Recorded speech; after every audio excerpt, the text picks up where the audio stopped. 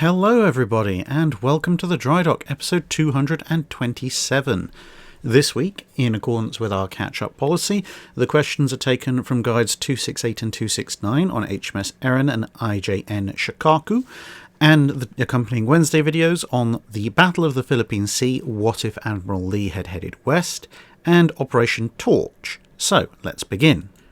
Jingo Jango asks, what was the reason for the Germans' decision to use the 11 and 12-inch guns on their capital ships at a time when the Royal Navy had begun to use 13.5-inch and 15-inch guns? Were they unable to produce larger guns, or did they not think them necessary? The Germans were certainly capable of producing larger guns. Obviously, they would go on to produce the 15-inch for Baden and Bayern, and they were planning one of those wonderful nebulous 13-point-something-inch weapons that everybody and their dog, with the exception of the USA, at some point kicked out in the 1910s and 1920s. And that was planned for some of the ships that never actually got completed, like the Mackensen-class battle cruisers. But overall, it comes down, roughly speaking, to two things. There are a few other factors involved as well, but the two largest factors are, one, the Germans looked at armour slightly above firepower. So when you see the average armour thickness of everybody's dreadnoughts in the period up to about 1916, which is kind of when everyone except the US stopped building them, or at least stopped completing the ones they'd already started, you see that German ships, once they got going at least, had on average slightly thicker armour than everyone else. And of course, if you have ships of roughly the same displacement going at roughly the same speed, and one set of ships has considerably thicker armour than the other, then that's going to add up to more weight, which means that you have to sacrifice something somewhere else. And if you're not going to sacrifice speed, and you've increased your protection, then firepower must inevitably drop. The other thing, which is perhaps the more important of the two main factors, is expected battle range. Now, remember that, at the end of the 19th century, just as rangefinders were beginning to be introduced, gun ranges were still essentially Napoleonic. And by the time of World War I, the middle of World War I, 1915, 1916, those ranges had gone up, by an order of magnitude, whereas before you were expecting to fight at 500 to 1,500 yards, now you were fighting at 15,000 yards and further still. And in that respect, every navy had a slightly different idea during the dreadnought building race of what kind of range battles would actually be fought at, i.e. with the new rangefinders and fire control systems. Actually, how far away could you expect to fight reasonably? And at the upper end of those estimates, you had the Royal Navy and eventually the US Navy, although they took a little bit more time to come around to that idea. And you sort of scale down through the various navies. At the lower end, you have the French, who still were thinking in terms of 4-digit rather than 5-digit numbers for their engagement ranges. And somewhere a little bit above the French, but nowhere close to the British or later the Americans, came the Germans. So they were sort of, maybe, if you consider the French as 1 out of 10 on expected battle range, and some of British thought in, say, 1908, 1909, 1910 as 9 or 10 out of 10, the Germans are kind of at maybe a 3 or a 4 out of 10. So they are consistently thinking that battle ranges will be 3, 4, 5,000 yards shorter than what the British were thinking, but perhaps 2, 3, 4,000 yards higher than what the French were thinking. And of course, as everyone's estimates change, those margins shrink and expand slightly. And this is why, amongst other things, when the war starts, the German ships have a very limited elevation on their turrets, because why would you put a bigger gap in the front of your turret to allow your guns to elevate higher if all that's going to do is make the shell go further, and you don't think that even at, say, 16 degrees of elevation, your shell's going to need to go that far anyway. And if, as a result, you think you're going to be fighting at maybe 10, 12,000 yards, then you don't actually need a gun more powerful than an 11 or later a 12-inch, because at 10 to 12,000 yards, the 12-inch gun has, reasonable enough penetration to be able to get through the armour of most targets you're thinking about engaging. So, why go for anything bigger? You can just have either more of those guns, or you can, put extra weight into protection, because you're going to have to be fighting to protect yourself against either that caliber or larger guns at that range. As it turns out, obviously, ranges were considerably in excess of even what the British thought they were going to be. British schools of thought in 1914, 1915 were thinking maybe 15,000, 16,000 yards, but as Doggerbank and Jutland showed, gunfire actually opened up considerably beyond that, and everyone had to adapt. And the Germans were coming round to that way of thinking towards the end of the Dreadnought race, plus they were also realising that, maybe the difference between a 13.5 and a 12-inch gun at 12,000 yards wouldn't be too much of a problem, but the difference between a 12-inch gun and a 15-inch gun, in terms of just the sheer amount of power that shell from the 15-inch gun could bring to its target, was considerable enough that they needed to, upgrade somewhat. Josh Thomas Moore asks, how do you actually rate the Leanders? I've heard you make a couple of comments on the Leanders, like when talking about the Duquesne class of heavy cruisers, you said, even a Leander, and this was after you'd said, the good light cruisers.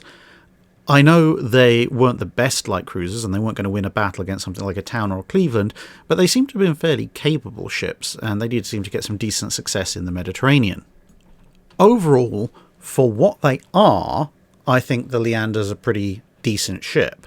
However, that has the big caveat for what they are, bearing in mind they are effectively a budget cruiser. They're what the Royal Navy could consider to be the minimum viable fleet cruiser, as opposed to the Towns, which are your kind of treaty 10,000-ton-ish cruiser, even if the first one started off a little bit below that weight.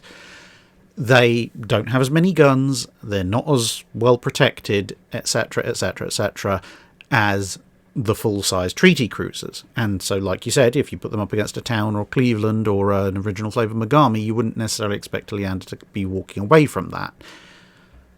And as a result, they have their limitations. But as you said, they did see some reasonable success in the Mediterranean, but they also faced a number of challenges related to their capabilities or lack thereof.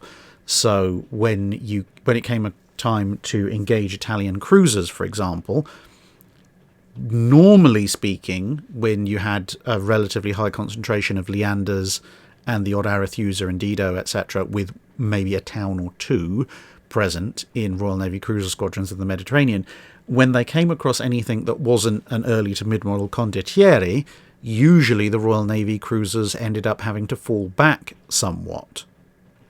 Because, as I said, the Leanders weren't really capable of going toe-to-toe with a full-sized Italian heavy or light cruiser, and standing a reasonable chance of coming off the winner.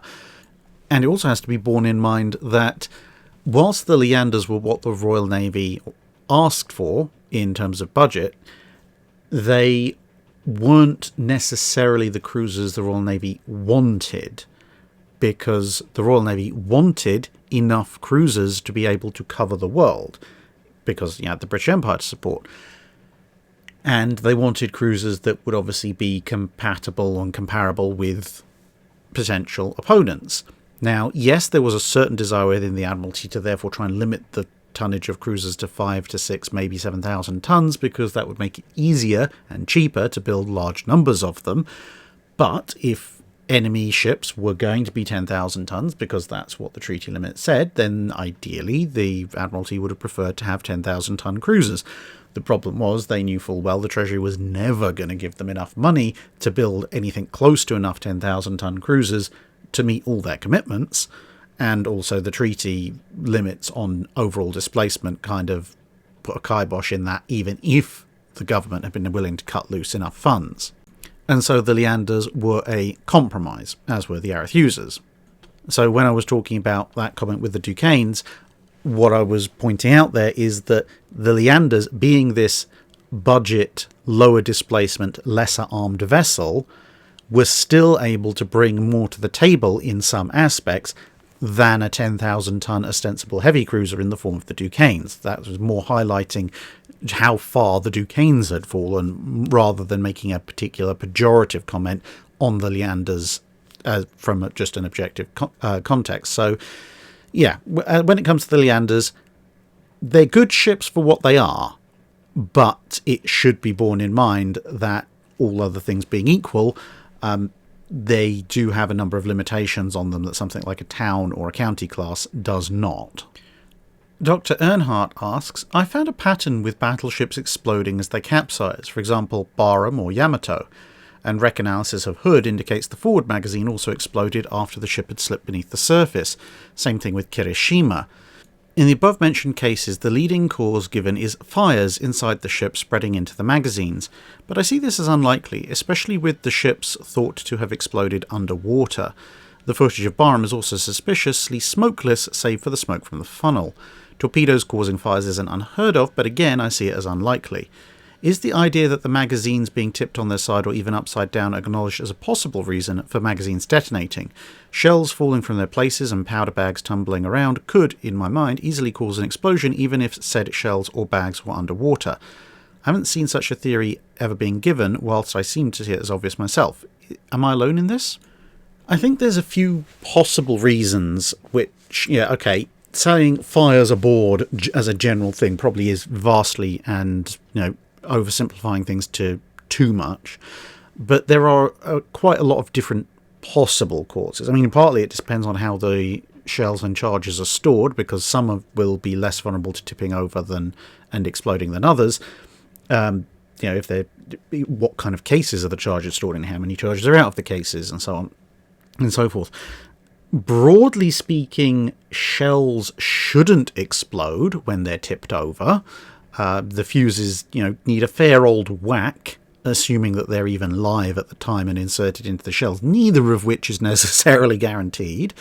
But even if we assume that somehow, the fuses are all in the shells and they are all live, you still need a fairly big impact to set them off, and dropping a shell 20-30 feet probably won't do it, to be perfectly honest, especially considering that finding a 20 to 30 foot space to drop a shell inside a ship's magazine is going to be somewhat difficult, because while some of the magazines might be physically larger than that, there's a lot of stuff in the way, including other shells and the racks, etc. The charges are perhaps slightly more vulnerable, because that is, after all, a very large amount of explosive contained in a relatively thin wrapping. But again, as said, they are usually in cases and so forth. It's not impossible that especially the charges might start to explode under various pressures and impacts from tumbling around, because after all, battleships are not meant to go on their side or upside down, so you could end up with some very heavy stuff breaking free, tumbling around, perhaps something relatively sharp that's able to penetrate a case, and a primer charge or something might be struck, and that might cause sufficient force to set it off, and that sets off everything else. But there are a number of other things. Fires, yes, there can be fires aboard the ship, and again, as the ship tips over, you might end up with those fires spreading in very unexpected directions, because a fire that is 3 decks up and half a ship over might find itself going down completely different routes when the ship is 100 degrees over than it did when the ship was upright. You've also got to factor in the possibility of boiler explosions, which were definitely felt and experienced by a lot of different crew when their ships were sunk, even if it didn't necessarily always set off the magazines. And so if a boiler or boilers are ripped off their mountings, doused in cold seawater, or something else that causes a very large steam explosion while the ship is relatively near the surface, that explosion obviously carries a lot of heat, but also carries a lot of force, and that force might be enough to break open magazines, and the debris that it's driving with it, striking sparks and everything, might be enough to set something off. So there's that possibility. And the other thing you've got to bear in mind is that a lot of the time those shells and charges wouldn't be underwater, except in the loosest sense of the ship or the part of the ship they're in has physically gone under the water, because you don't need to completely flood a vessel in order for it to have negative buoyancy. Otherwise, submarines wouldn't work. And so, given that the magazines are fairly deep in ships and they're usually very heavily secured, you could have a case where a ship has gone completely under, like Hiroshima or the forward section of Hood, and still large portions of the ship lower down, including the magazines, might not have water in them just yet. And to be fair, at that point, you could even have cases where if the depth that the ship is going down is sufficient, you might end up with the ship passing what counts for the bulkhead or the magazine as crush depth. And the crushing in of the water might be enough to generate enough force to set off shells and or charges or both. Quizmaster China asks, why did Shokaku so consistently outperform other Japanese carriers? Presumably this is because of better crew training and leadership, but are there any other more details or explanations?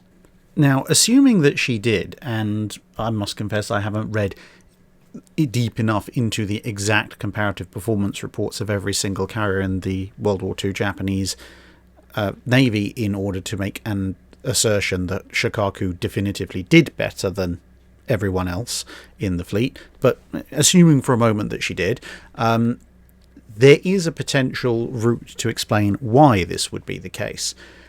Because, okay, you have Shokaku and Zuikaku. Admittedly, they don't have any real experience in the Sino-Japanese War the way that Akagi and Kaga, for example, do, because they only really come into service shortly before the outbreak of the Pacific element of World War II. However, once you look at World War II, of course, Shokaku is part of the force that attacks Pearl Harbor and subsequently helps follow up on various attacks in the Southwest Pacific. She doesn't really suffer any casualties or damage doing so. Not any of note, certainly, and maybe a few aircraft lost here and there. She's then part of the Indian Ocean Raid, which means that her aircraft are, gaining experience attacking the Royal Navy as well. They take out Cornwall, Dorsetshire, Hermes, various other small craft. And then at Coral Sea, although Shokaku herself takes a bit of a battering, of Shokaku and Zuikaku, it's Zuikaku that loses most of her air group, but is physically mostly intact. Shokaku physically gets knocked about, but her air group is, largely speaking, still there. And of course, there's this whole thing of why didn't the Japanese shift Shokaku's air group over to Zuikaku and have another carrier available at Midway? Of course, Japanese doctrine tried to hold the air groups to their assigned carriers as much as humanly possible, but, what that meant was that when Shokaku and Zuikaku both were then redeployed to the Guadalcanal campaign, she still has her largely experienced air group available. And then you have the Battle of the Eastern Solomons and the Battle of the Santa Cruz Islands. And it's at that point, so by going into the Guadalcanal campaign, effectively Shokaku has not really suffered all that much in terms of losses to her highly experienced air group. But simultaneously, her air group has taken part in near enough every major combat operation that the Japanese Navy has and its carriers have seen thus far, so they will have an awful lot of experience in how to conduct themselves and conduct air operations. Of course, over those two battles during Guadalcanal, the air group, along with all the other Japanese carrier air groups, gets completely shot to pieces, and at Santa Cruz Island, Shokaku herself also takes a heck of a battering. And everything is kind of reset to square one because she has to go back to Japan for extensive repairs. By the time that she's back out on the front lines again, the day of the Japanese Navy's carrier divisions has long and truly passed. So at that point, if you get anything out of her, it's a reasonable outcome. Plus, of course, on a more fundamental level, she's a very large purpose-built carrier. Unlike her predecessors, of course, Zuikaku is the same as her, but broadly speaking, but Akagi and Kaga are large, but they're conversions. Soryu and Hiryu are purpose-built, but they're relatively small. So Shokaku and Zuikaku, for that matter, should by default, all other things be equal, have something of an efficiency and operational advantage over the other carriers because they are the best of both worlds in being both large and purpose-built. Josh Thomas Moore asks, given that at the Battle of Tsushima the ships that were actually used were either British or French designs or iterations on those designs, did it lead to a massive need to redesign British and French ships and revise their doctrines, given how much damage both the Russian and Japanese ships took in the battle, and how most of the features that were meant to be safe actually failed? Not particularly in terms of ship design, for one very good reason. The latest battleships present on both sides at Tsushima were Mikasa for the Japanese and the Borodinos for the Russians. Both of those sets of ships, well, the Mikasa was on her own, but for the Russians, the Borodino was a class. They'd both been started in 1899 and then brought into service in the early 1900s.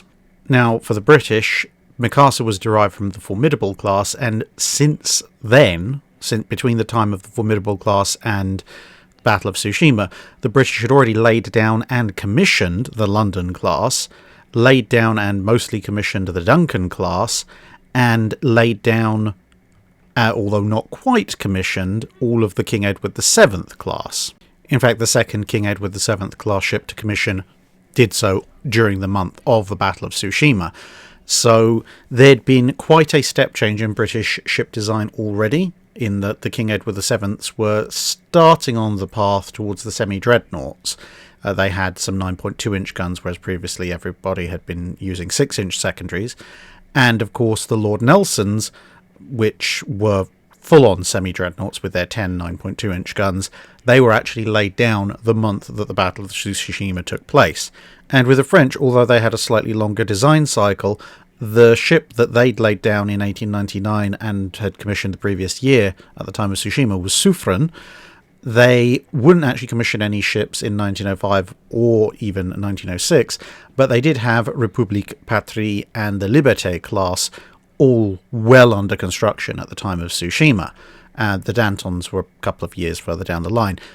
So for the French, looking at what happened perhaps to the Borodinos, you could argue, well, they might see the need to abandon some of the tumble home, but then when you look at the Libertés particularly, and to an extent even the Republiques, they were already moving away from the tumble home, and the only pre-dreadnought that they laid down after the Tsushima was the Dantons, which again are semi-dreadnoughts.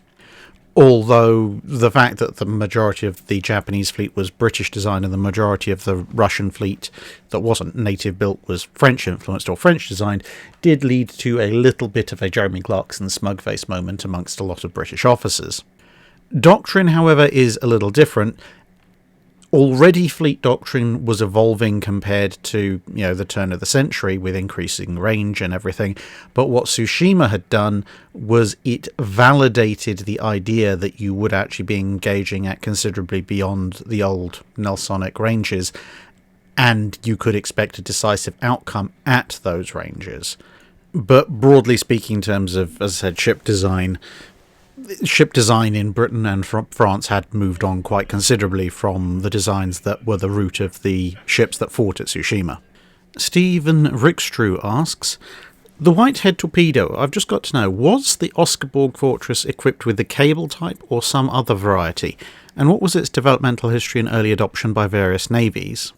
Annoyingly, of the torpedo resources that I don't have one that goes into extensive detail about the fine details of the various Whitehead torpedoes. Unfortunately, an awful lot of them are literally called in various literature Whitehead torpedoes, and that's it, disregarding the fact that there are multiple versions thereof. And some of the sources I have do make mention of the various versions, but not necessarily with any kind of agreement between themselves on when exactly they were manufactured. In the US, various Whitehead torpedoes that were bought and manufactured under license do have a number of different designations, and looking at photos of some of the torpedoes that are at Oskarborg Fortress and some of the literature that cites them when they were fired at Blucher as having a 100-kilo warhead, or about 220 pounds, if you match up appearance and warhead size, then it would seem, and I do stress seem, that the torpedoes at Oskarborg were approximately equivalent to a US Whitehead Mark V. Now, the only reason I say that is, a slight approximation is that according to literature, the Whitehead Mark V was developed in 1901 and manufactured towards the end of the 1900s. Whereas other literature claims that the torpedoes at Drydock Sound were manufactured in 1900, which would be a year before the development officially of the Whitehead Mark V. So either possibly the literature about the development of the Mark V is wrong, and perhaps it was actually developed a year or two earlier at the Whitehead factory in Austria-Hungary, or perhaps the installation of the torpedo launchers at Drydock was around about 1900, but maybe in the course of events over the next 5, 10, 15 years, the fortress had bought some slightly more modern torpedoes. But in any case, they were self-guided torpedoes in terms of staying on a straight course. They didn't need any cables or such like, but they did have what for World War II was a fairly small warhead, but they were obviously properly gyroscopically stabilized, so they ran straight and true straight into Blucher.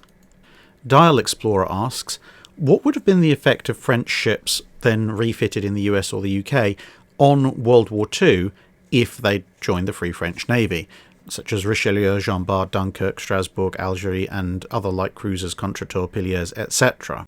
Before anyone says anything, yes, I know this is a post-war picture, but it's fairly difficult to find clear, large-sized photos of the French fleet in World War II that aren't at Mers-el-Kebir. Nonetheless, if the French fleet, or a good portion of it, had decided to join the Free French Navy instead of following the Vichy French government in the aftermath of the French collapse in 1940-41, then there's a variety of uses that they could have been put to. So Jean Bart, to be perfectly honest, is probably nowhere near complete enough at the time of the French armistice in order for it to really be considered for completion. You could get it over, in theory, to the UK, and yes, it would be considerably further advanced than, other battleships that were on the stocks. I mean, at the time, the Lion and Temeraire were still on the stocks, as was Vanguard, in various ways, shapes and forms, and Jean Bart would be ahead of those. The problem would be you'd have to divert other resources, fairly critical resources, to complete her, because if the entirety, or a good chunk of, the French Navy sticks two fingers up at Vichy France and sails off, well, Jean Bart's not going to get her 15-inch guns from French stocks anytime soon. So I suspect Jean Bart probably would have been stored away somewhere like Scapa Flow, maybe used as an accommodation ship and sealed over for the minute. Richelieu, on the other hand, probably could have been fully completed. She was effectively feature complete. She needed an anti-aircraft armament, and that could much more easily have been sourced from the UK, maybe some 4.5-inch guns, or in a pinch, twin 4s, or even a 4.7 if you're really desperate. Dunkirk and Strasbourg are completely in service. Richelieu would need, well, actually everyone would need specialist shells made for them, because, of course, Dunkirk and Strasbourg are using 13-inch. Richelieu is using not quite 15-inch, because she's using 380mm, i.e. metric. So pretty much as when Richelieu was refitted into Free French service, they'd have to have special batches of shells made for them. Richelieu, as I've said before when this kind of question has come up, would almost certainly be stuck with the home fleet, because she's a big, powerful, modern, fast battleship, which is desperately, desperately needed in the home fleet to counter Bismarck and anything else that might pop out of German ports. Dunkirk and Strasbourg, I think, would maybe initially, until Richelieu was fully completed, be helping hold the fort at home, but I suspect would probably go to cooperate with Force H, maybe alongside Renown, or maybe to join the French ships that were at Alexandria and cooperate with the Mediterranean fleet. And bearing in mind, this wouldn't be the Allies using the French ships. This would be a free French fleet, so it would be another fleet, and a fairly powerful one at that, operating in conjunction with the Allies and having to be respected as such. The heavy cruisers, now that's an interesting mix. And for the light cruisers as well, to be honest, the older and less well-protected ones like the Duquesnes, etc., I think probably would have been stuck on convoy escort duty, or possibly securing overseas Free French possessions, because once you've got a bulk of the French fleet at your service, there's precious little what's left of Vichy France's naval strength can do to stop you going around and liberating various French colonies, and that would be a lot easier if a mixed cruiser force flying the Free French flag of French ships with French officers and men aboard showed up and said, don't listen to Vichy, listen to the Free French. The more modern light cruisers and heavy cruisers, including Algerie, again, I suspect after a brief period in the UK, probably would have ended up in the theatre they were most designed for, which is the Mediterranean, because if there's one thing the Royal Navy was critically short of when it came to facing off against the Italians, it was heavy cruisers. So yeah, basically I think apart from Richelieu and some escorts, the bulk of the French fleet that's not very old or very vulnerable is going to be poured into the Mediterranean to counterbalance the Italians. The exception to that might well be some of the destroyers, whether they be the torpedo d'escadre or the contre torpedoes, the big ones. The larger ones, I suspect, probably would have been grouped up with things like the tribals and used in home fleet operations, maybe some critical Mediterranean fleet ops. Possibly also the really fast ones would have been used somewhat like the Abdeals in terms of being really fast supply ships, taking critical supplies to Malta. But the smaller vessels probably would have been, at least at the beginning, press-ganged into being convoy escorts for the Atlantic, and then later acting as escorts for the French capital ships wherever they happen to be. And yes, they probably would have gone to the Pacific, because apart from anything else, the Japanese had taken French Indochina, so the French would probably want that back, even if we know post-war that didn't really work out too well. Puma VT asks, so I've been reading a book called The Gun Club by Robert Fowler. It's about the USS Duncan, DD-485, a Gleaves class, and when he's describing the sea trials, he talks about them doing their turns. He said that the ship is 348 foot long, and then with the rudder turned right standard rudder, the ship has a turning circle with a 1,000-yard diameter. At hard right rudder, the ship turns in a 900-yard circle, and then they ran a test with the two propellers running in opposite directions with the rudder turned hard right, and this is described as with the ship almost seeming to turn in place with a turning circle of 450 yards. Are these statements accurate, especially the final one, as I'm unaware if propellers can safely run in opposite directions? Those kinds of turning distances, certainly the 1,000-yard and 900-yard, they do sound about right for US destroyers of the time. US destroyers of the late interwar period had very large turning circles, in part because they have extremely high length to breadth ratios, like 7 or 8 to 1. And obviously a very extreme length to breadth ratio makes it much more difficult to turn, although it does lend you a lot of advantages for high speed. And the rudder arrangements also don't seem to necessarily put a huge amount of force into the ship's ability to turn, hence the fact that right standard and right hard doesn't seem to have reduced the turning radius by all that much. There were a few other destroyers that had similar issues, and destroyers as a whole were very difficult to get to turn rapidly, despite the fact that they were small. Some destroyers had very, very large turning radii. It just depends on what the whole configuration is and how effective your rudder systems are on a case-by-case basis. And this is why something like, say, USS Iowa can simultaneously be not the world's most agile ship, but also more agile than a destroyer, because, well, it can outturn some US destroyers. It still doesn't make it particularly agile for a battleship. There were battleships that could turn well inside some destroyers. Now, with all that being said, if the ship decides it's going to put one of its screws full back and the other one full ahead, yes, that's entirely possible. Each of the screws is connected to a completely different set of machinery, unless, of course, you're running turbo-electric drive, in which case technically all the screws are connected to all the machinery, but regardless. When you're talking about turbine sets, you can quite happily run one screw full reverse and the other screw full ahead.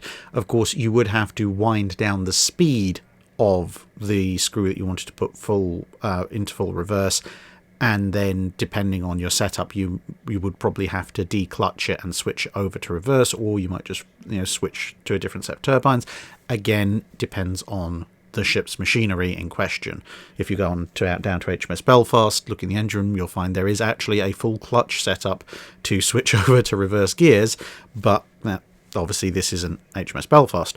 Nonetheless, once you've slowed down the propeller in question, you can then put it into reverse, and obviously that will have a fairly significant effect on the ship's turning, because you'll have suddenly a bunch of force pushing one side of the ship forward and another lot of force on the other side that's trying to push the ship backwards.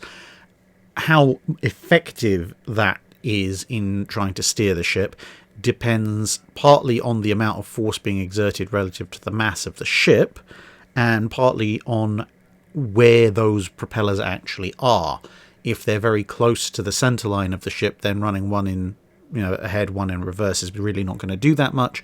But as you'll have seen on most destroyers, where they have the prop guards sticking out of either side of the stern, relative to the beam of the ship, a destroyer's props are usually actually quite far away from the center line, which would mean that the effect on the ship in terms of its ability to turn would be considerably greater than it would be on some other ships.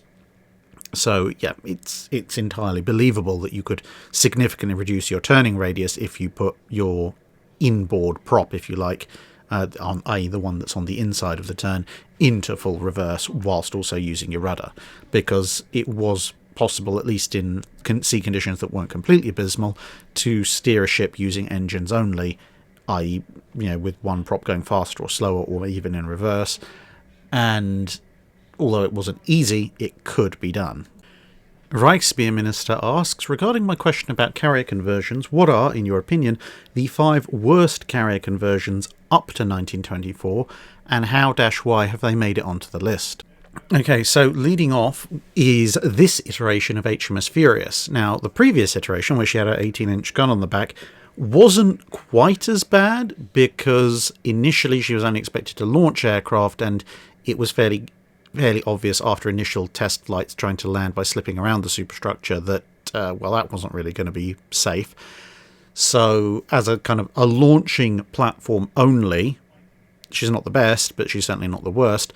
Whereas when they did this, removing the rear 18-inch gun but not removing the superstructure and funnel from the midships, now she is expected to do landing and takeoff operations, except that, anyone with any idea of how carriers work would be able to tell you that's going to be next to impossible, because there's going to be huge amounts of turbulence thrown onto the aft landing deck by that superstructure and funnels setup. And indeed, such was the case. This is why she was taken in yet again for conversion and emerged as, the flush deck carrier that we know, even if she wasn't exactly the world's most efficient conversion in that form either.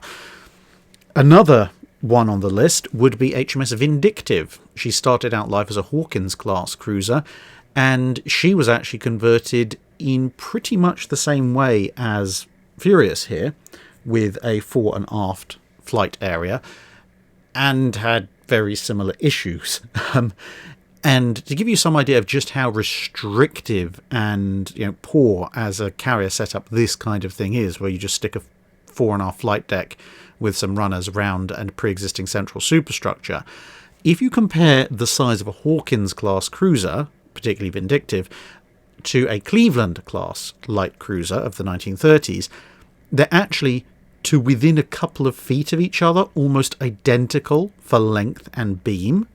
Now, of course, the Cleveland class would be turned partly into Independence class-like carriers, which could operate 30 to 40 aircraft quite comfortably, and we're talking about 30 to 40 World War II sized and weight aircraft. Whereas Vindictive, as I said, despite having theoretically approximately the same conversion potential, only operated about a dozen World War I size and weight aircraft at any one time at most, because of the huge amounts of limitations that, not doing the full proper conversion inflicted on her. Now, of course, granted, some of this was a steep learning curve for everybody, because this is the very early stage of carrier operation, but still, it doesn't mean that some of these efforts weren't awful. There is, of course, our obligatory mention of Bern, which started its conversion before 1924, so moving on before you'll die of horror. In terms of absolutely objectively speaking, you've also got to include USS Langley.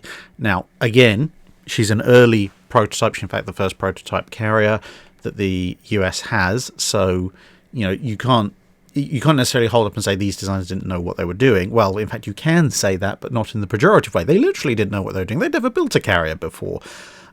But let's face it, she could operate a fair number of aircraft. She was pretty slow and pretty vulnerable, though. She has the dubious distinction of being the only one of the big three navies' first carriers to no longer be a carrier by the time of World War II. The British were still using Hermes, heck, they were still using Argus and Eagle at that point, and the Japanese were still using Hosho to a certain extent, whereas the US had converted Langley into a seaplane tender by then.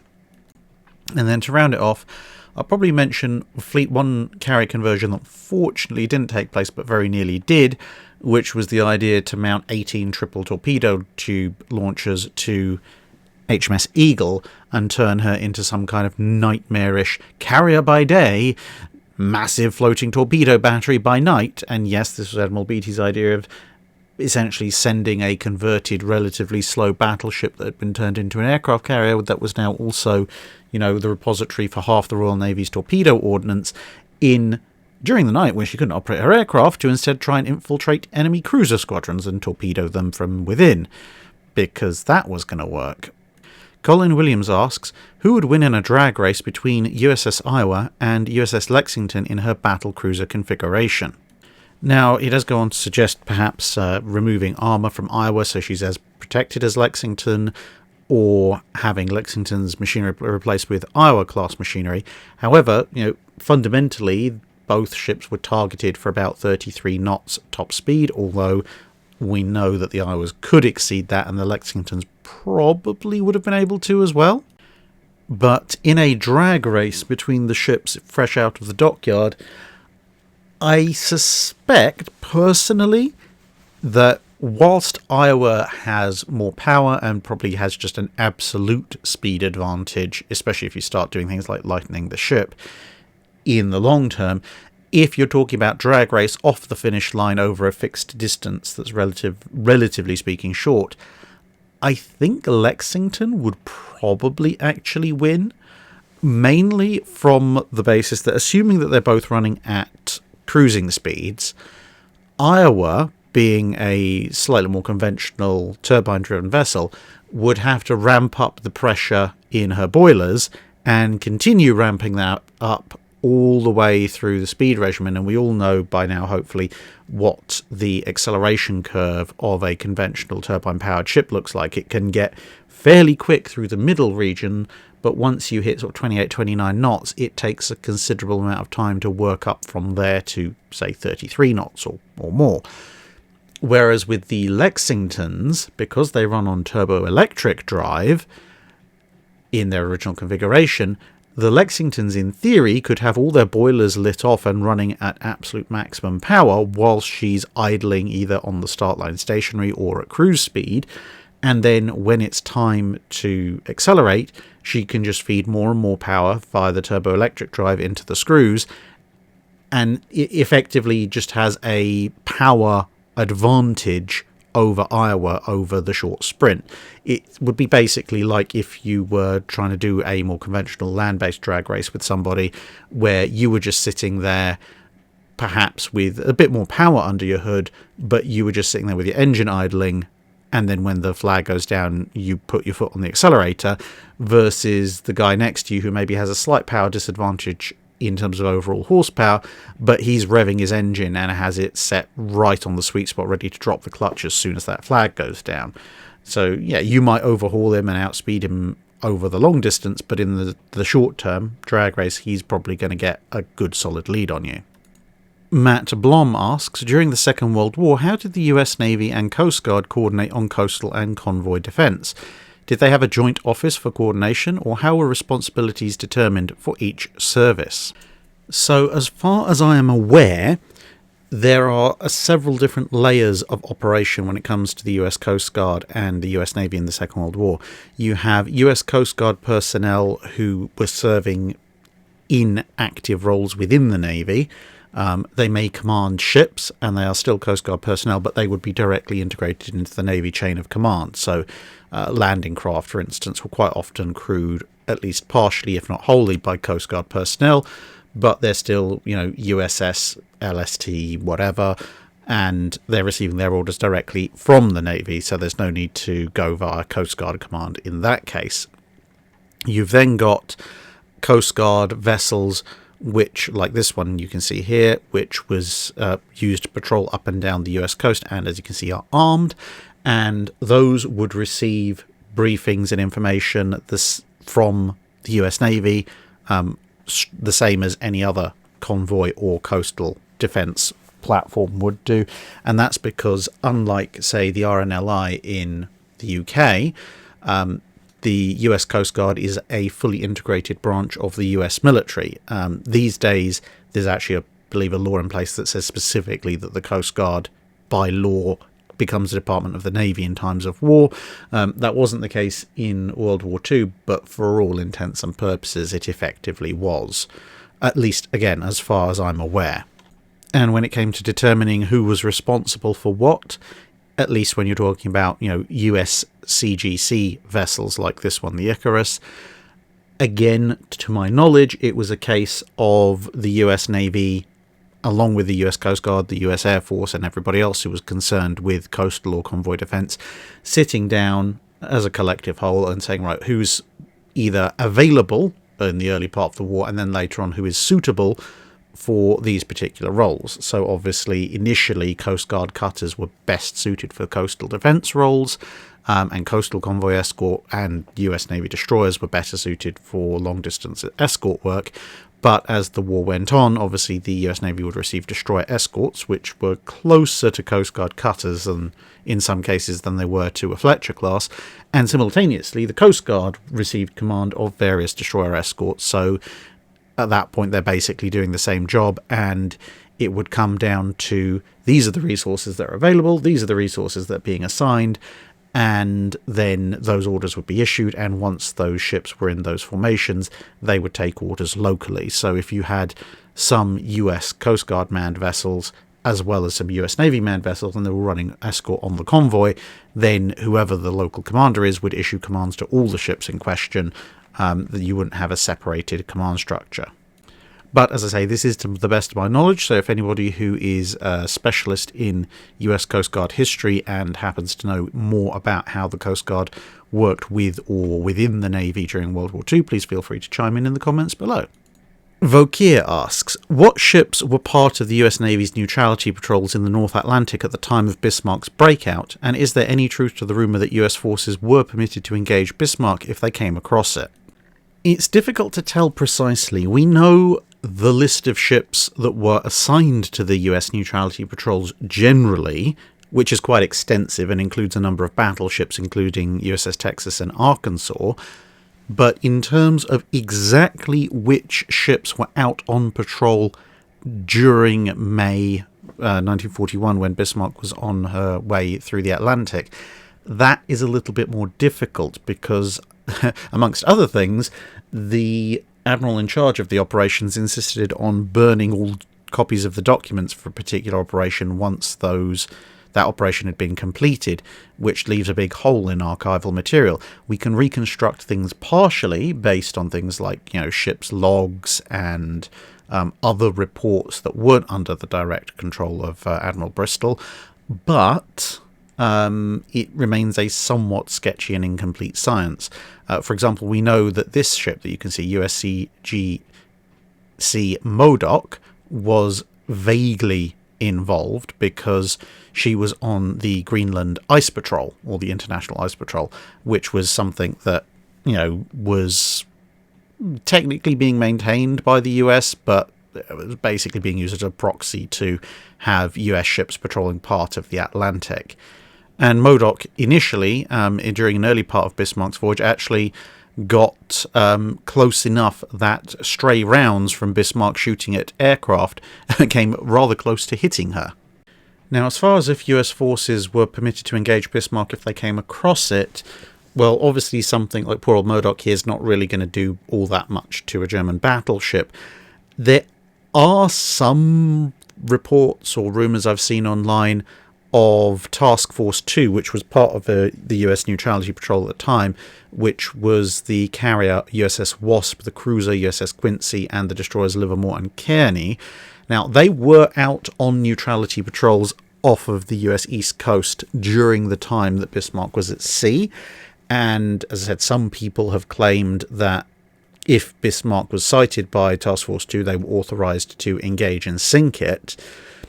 However, all of those claims seem to sort of word for word run back to one single article on www2db.com, and I can't seem to trace those claims further back to any kind of published book or documentation. It's possible, entirely possible, that there's something out there that confirms that I've missed, or maybe there isn't, who knows.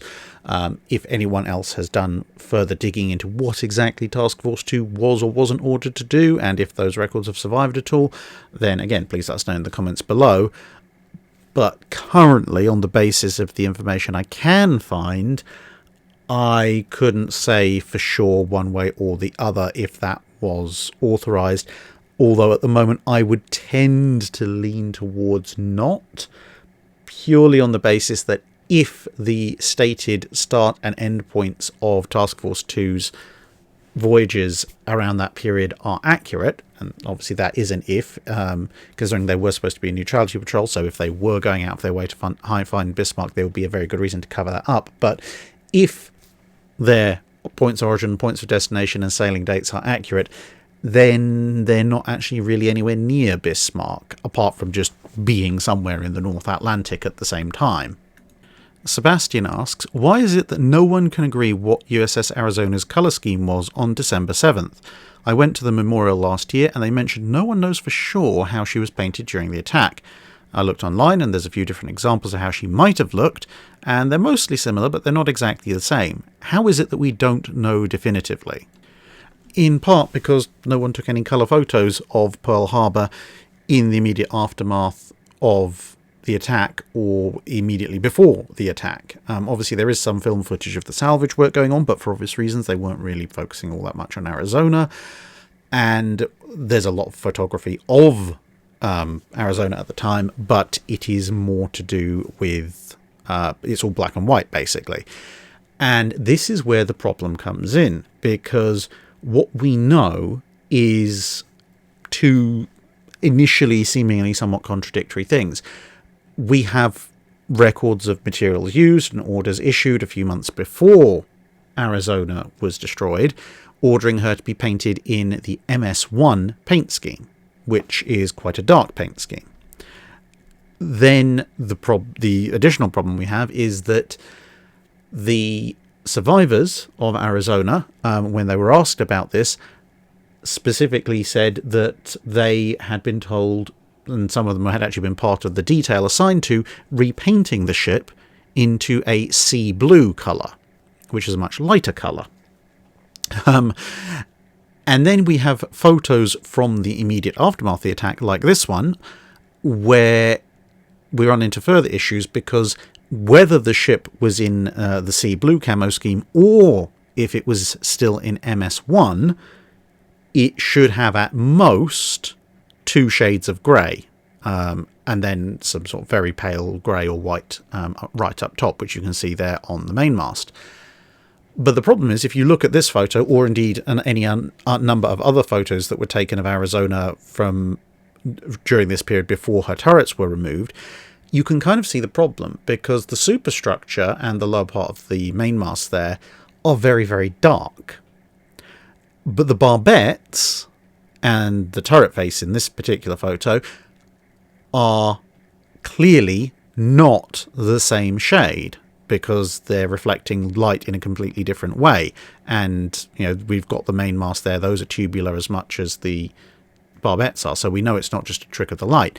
And then you have the sides of the turrets there, which are yet a third shade, and there's some photos taken from more perpendicular angles with some of the hull, and you can again see there's 3, maybe 4 different shades in the black and white. And if the ship was entirely done up in the sea blue camo scheme or MS1, there should be a maximum of 2.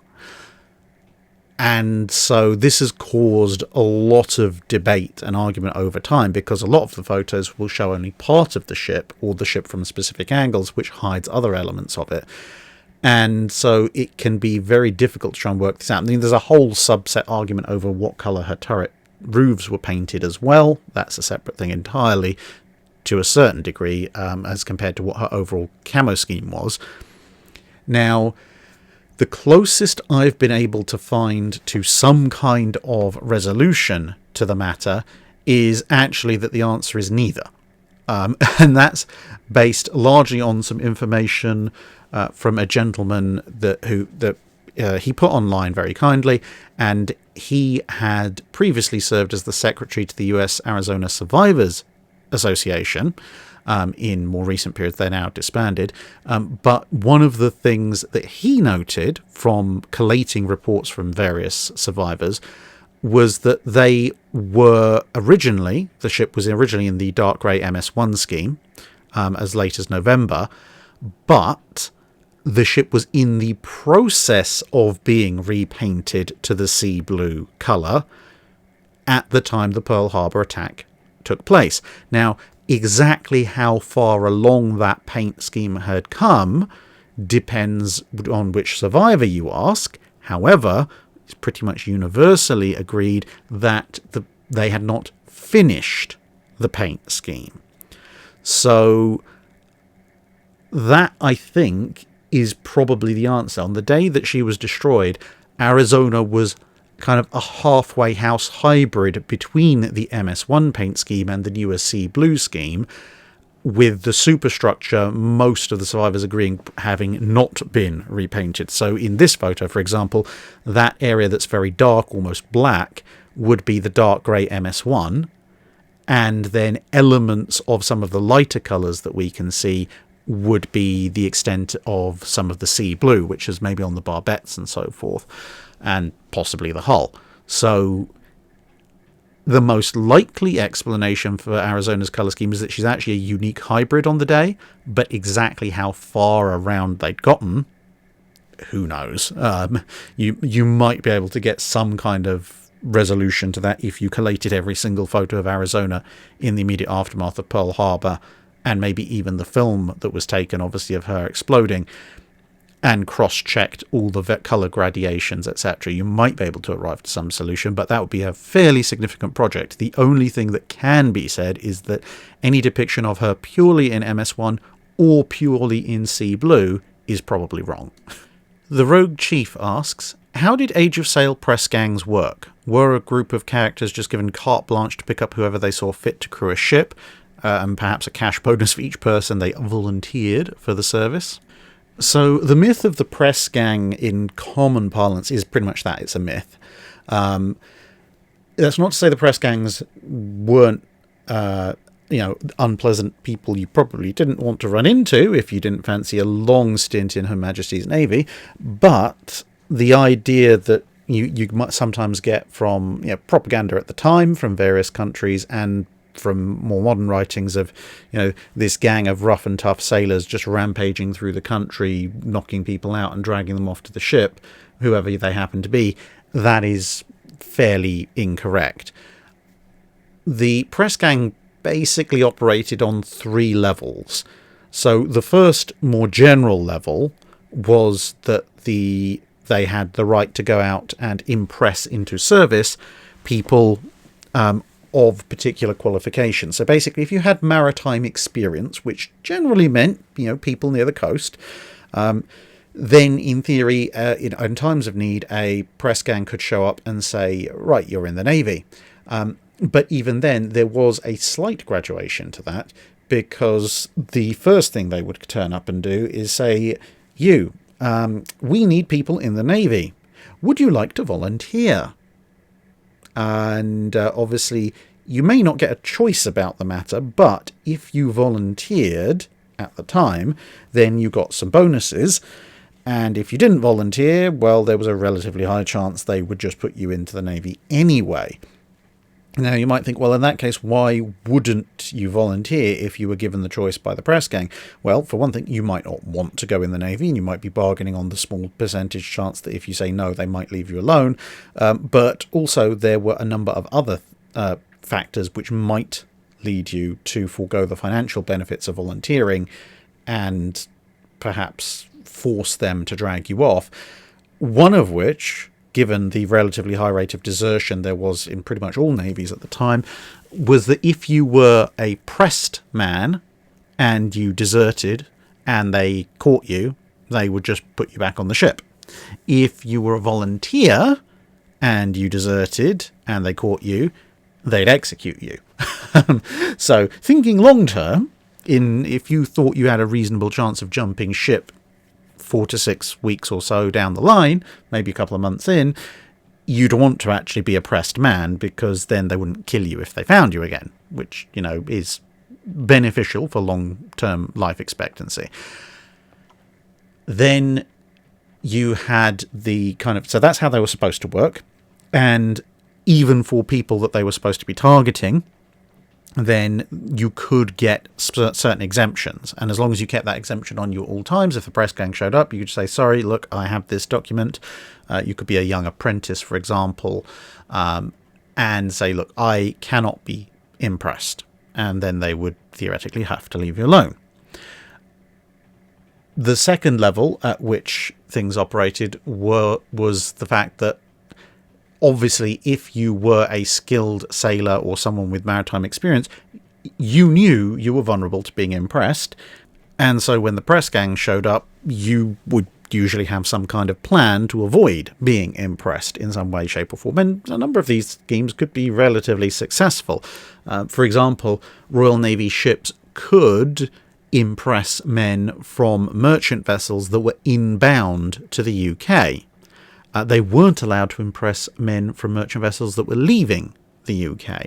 So, larger companies like, say, the East India Company, sometimes they would construct little hidey holes on board their ships to hide away their best sailors when the Royal Navy came calling.